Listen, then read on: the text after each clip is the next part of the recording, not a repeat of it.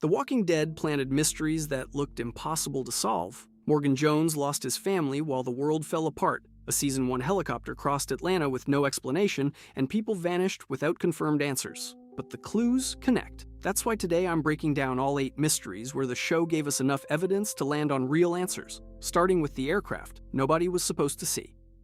The Season 1 helicopter. I'll say it plainly. A random survivor did not build that helicopter, fuel it, and fly it over a dead city just to disappear. There, I said it. Rick Grimes wakes from a coma into a world that has already ended, wanders out of an abandoned hospital, and looks up to see a helicopter cutting across the Atlanta sky. It happens in the first Season 1 episode, Days Gone By, and the shot lasts only a few seconds. Rick reacts by trying to follow it, catching its reflection in a skyscraper and speeding up the horse to chase it. And the scene never explains why a working aircraft is flying over a city where military vehicles and camps have been destroyed and abandoned. The available evidence here does not identify who was flying it, where it took off from, or what its mission was. For some fans, that felt like ambient noise, the kind of detail disaster shows throw in to sell scale, while fans debated it in forum posts. Then showrunner Angela Kang revealed something in Season 9 that changes the read. Scott Gimple had known the helicopter's purpose long before anyone put it on screen, a planted thread sitting quietly for years. Follow that thread forward, and it lands on Jadis Stokes, who later works for a helicopter operation trading human beings for supplies, an operation that eventually reveals itself as the Civic Republic Military. The material we have does not identify Rick's exact aircraft as part of that fleet. The pattern suggests one possible connection, but it stops short of proving it. One possible reading is that an organized group was already operating helicopters over Atlanta before the survivors on the ground even knew organized authority still existed. A machine can keep a secret running for years. A single bad decision only needs one afternoon to trap 2 lives inside it forever. Morgan's family's fate. Dwayne Jones died because Morgan Jones could not bring himself to put Jenny Jones down. She was the mother of his child, and Morgan's failure to kill her left Jenny alive long enough to kill Dwayne. That is the central mystery. Clear explains, Morgan Jones could not kill Jenny Jones, and Jenny later attacked Dwayne Jones. Jenny Jones reanimates sometime before Rick Grimes stumbles back into King County, and Morgan Jones sees it happen, understands what she has become, and cannot pull the trigger. Jenny Jones wandered around King County for some time, and Morgan would later bury Dwayne Jones next to her there. Then she bites him. Season 3, Episode 12, Clear, gives you Morgan Jones's direct account. Rick Grimes returns to King County and finds Morgan Jones alive. He also finds the original radio he left with Dwayne Jones, along with Morgan Jones's writings. Morgan Jones recounts the key tragedy in broken, guilt-shattered sentences. He knew Jenny Jones had turned, he knew what he had to do, and he could not do it. So Jenny Jones stayed animated, and when Dwayne Jones crossed her path, she attacked and killed him because Morgan Jones had refused to kill her first. The tragedy sits in the gap between recognition and action.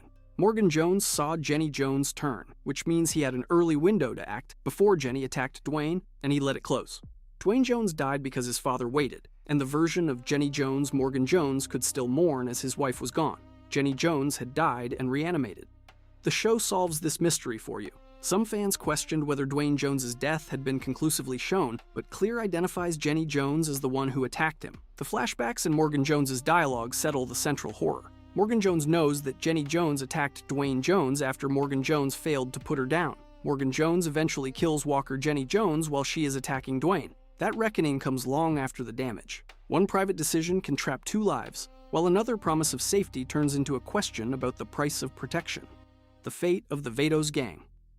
A hostage situation turns out to be a rescue mission, and that reversal is the least disturbing thing about this story. You brace for the worst and get handed the opposite, at least for now. When Rick Grimes' group first finds the Vados gang in Season 1, Episode 4, the setup looks like every prison yard cliché the genre owns. Armed men, a captive, a building full of screaming. Then the door opens on the real picture. Guillermo and his crew are running a nursing home and protecting elderly residents. It's a group organized to protect elderly residents, with guns and ammunition involved in the arrangement, and it stands between those residents and everything outside the walls. It's one of the first season's clearest images of people protecting others, and it plays like a rare piece of good news in this part of the story. Rick's group leaves supplies, releases Guillermo, and moves on.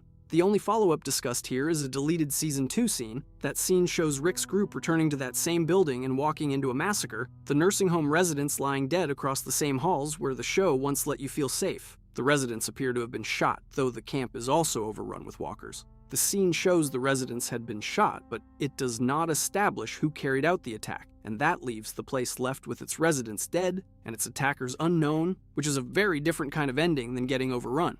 The footage stops at the bodies. The reason stays outside the frame. That distinction matters more than it sounds like it should, because Morgan Jones already showed you what one bad call inside four walls costs a single family. This scene widens that same wound to the size of a building. A refuge stops being a refuge the moment somebody decides it's worth taking. The scene never got aired, and the available material does not identify the killers. Fans point at the governor's Woodbury crew. Nothing in the evidence supplied here confirms that the governor's Woodbury group did it. The footage answers what happened to the residents. It leaves who did it as the one lock nobody's opened. Human hands can erase a refuge, yet the largest clue may live inside every survivor's body. The answer moves from a building full of victims to the rule that governs death itself. The origin of the wildfire virus. Dr. Edwin Jenner sits alone in a dying building and tells a camera that, for all he knows, nobody will ever watch the message. It has been 194 days since wildfire was declared and 63 days since it went global, which means somebody was counting this apocalypse in a spreadsheet while the rest of the world thought it was just bad luck. This happens in the Season 1 episode titled Wildfire. That kind of precision should feel reassuring. It doesn't, because the story reveals that everyone is infected and that people turn after death. A bite is not required for reanimation. Before the later revelation, Rick's group generally treats the walkers like a threat you catch through bites or contact. Jenner ends that theory in one sentence. The story's rule is that a person can reanimate after death even without a walker bite, unless the brain is badly damaged or destroyed. Think about Morgan, alone in that house, unable to shoot Jenny even after she turned, because some part of him still needed her to be the woman he married, and not a biological inevitability wearing her face.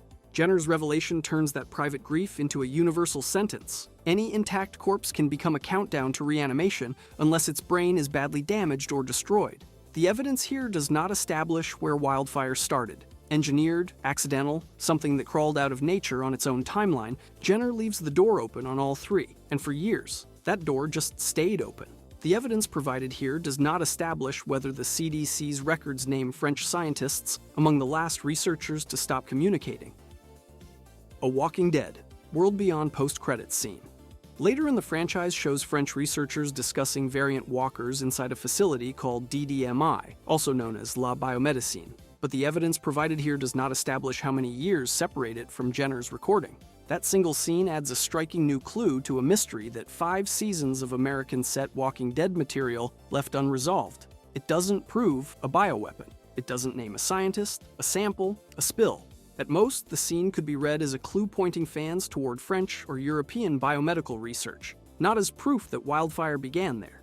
The evidence provided here does not identify the event in which wildfire was created or released, and the French biomedical trail remains a lead rather than an answer. The French laboratory connection remains the strongest theory fans have, though its creation event and purpose stay unconfirmed. A catastrophe this large can erase identities, while one survivor's old life survives in the object he names after the person he failed. Negan's life before the outbreak. The man who beats people to death with a barbed wire bat named after his wife spent time cheating on her around the time she was diagnosed with cancer. That is the detail. Here's Negan hands you in Season 10, and it recontextualizes everything you thought you understood about Negan Smith. The leather-jacketed warlord who carved the wasteland into fiefdoms and called it order started out as a high school gym teacher and coach, married to a woman named Lucille. Her cancer diagnosis turned their house into a waiting room for grief, the kind of place where every meal feels like a countdown. And somewhere inside that same stretch of time, with his wife facing that diagnosis, the truth about Negan's affair came to light. He'd hidden it. He lied about it, badly, the way people lie when they've convinced themselves the lie is smaller than it is. The comic version leans on a used car salesman job to sell the same idea, a man who talks fast and sells harder because charm is the only tool he trusts. Television keeps him in the classroom instead, and that choice makes the betrayal sting worse. A teacher is supposed to be someone kids trust to tell the truth, and Negan couldn't manage that for his wife, Lucille. Whether her illness caused that selfishness, or simply exposed it, is still argued, and the answer probably lives somewhere between the two. So ask yourself what that says about the version of him that survived the outbreak.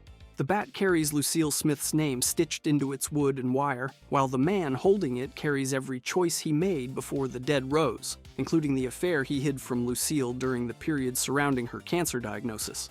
The episode presents Negan reflecting on Lucille and the events that led him to this point. Rick's canned food. Some fans remember a mystery involving canned food and Rick Grimes, but the evidence here does not establish a mystery benefactor. The real story starts in Alexandria, where food is scarce and children are hungry. The day will come. When You Won't Be opens Season 7 on two facts stacked together. Gabriel Stokes is missing and the food stores are empty, which is the kind of pressure a community with scarce food and hungry children does not sit quietly with. The show even hands you the image that turns suspicion into certainty. Gabriel driving away, the supplies loaded behind him. That's your Morgan Jones parallel right there, a man sometimes protecting people through decisions made away from the group, and Alexandria reads his silence the same way you'd read a locked door. But the getaway shot is only half the story, because the junkyard arc pulls Gabriel into orbit around Anne, the woman you'd later know as Jadis, and her crew of scavengers, a survivor group living in a garbage dump. Follow that thread, and the theft stops looking like betrayal and starts looking like logistics. Somebody in that network handled the exchange, and the aired evidence points at the scavengers far harder than it points at any lone benefactor quietly restocking Rick's pantry. Fans have discussed Rick's canned food scene, but the supplied evidence does not settle the question of who moved the supplies or whether anyone was leaving resources specifically for Rick Grimes himself. The evidence packet does not establish whether anyone was leaving supplies specifically for Rick Grimes. A convoy was moving food, and Gabriel Stokes drove the supplies out of Alexandria. And once you start asking who moves resources in the dark, the question opens onto other mysteries in this world. Jadis before the junkyard life. The woman who led the scavengers took refuge in a landfill, traded a man named Heath for supplies, and had been an art teacher named Anne. The show later reveals that Jadis's real name is Anne, and the available evidence identifies Gabriel as calling Jadis by that real name. Before the world ended, Anne had a habit that looks almost mundane next to everything she became. Before the apocalypse, Anne frequently visited a landfill to gather materials for her art, including metal sheets and fabrics. When civilization collapsed, she returned to a place already familiar to her. After the outbreak, Anne returned to the landfill for shelter, and other survivors joined her there. That is the detail worth sitting with. A place associated with Anne's creative life became the home of a new society, while the name Jadis became the identity she used to control her group and negotiate with outsiders. The scavengers lived in an old garbage dump and scavenged the wasteland. Pretty efficient branding, really. Some fans want a darker origin for her, a criminal past or intelligence training to explain how easily she manipulated Rick's group and later sold people to keep her own alive. The available evidence does not establish that Jadis had a criminal past or intelligence training. The record gives you an art teacher with a landfill habit who became very good very fast at making desperation look like power. The available evidence portrays Jadis as having adopted the alias and returned to the landfill for shelter after the outbreak. Anne, using the name Jadis, led the scavengers, bargained with outsiders, and exchanged people for supplies for the scavengers. Heath's trade makes the transformation especially grim, because it turns a survival persona into a practical system, with human beings reduced to currency, and Anne's old life buried underneath the alias. A private ritual can become a survival identity, and the final clue in this whole list asks a bigger question. What kind of civilization rewards that transformation, and what does it demand from the person who makes it? The CRM's true endgame. A CRM soldier stands over a Portland community the military had marked for destruction, believing the city could become a drain on Civic Republic resources. That is Operation N1W. The Civic Republic military planned to wipe out Portland, but the operation was thwarted. Portland did not know the Civic Republic's location, while the CRM's documented concern was that the city could become a drain on its resources. The Civic Republic kept its location and nature hidden from outsiders, while the CRM treated Portland as a potential drain on its resources. That secrecy was one part of the system protecting the Civic Republic, backed by the strong military force that kept its location and nature hidden. A soldier stands over a community that has been reduced to a calculation, and somebody in that calculation still wants to live. Morgan Jones once burned his own hesitation into a trail that cost him Jenny and Dwayne, one man's small human failure to protect what he loved. Scale that same math up by a continent, give it an army, a classification system, and a 500-year plan. And the CRM becomes a darker echo of One Father's grief, a system that turns survival into a governing philosophy. The packet does not establish a worldwide CRM network of embedded spies inside communities, though Major General Beale himself tells Rick Grimes the CRM has embedded personnel across the world. What the record does show is a system that treats people as usable categories when the organization decides their value. Rick himself becomes proof of how the system treats a person once it decides he's useful. He's not recruited. He's consigned, sorted into a category, labeled A or B, and put to work like a resource with a pulse. And somewhere in a filing system, that letter grade means more to the people running his life than his name ever will again.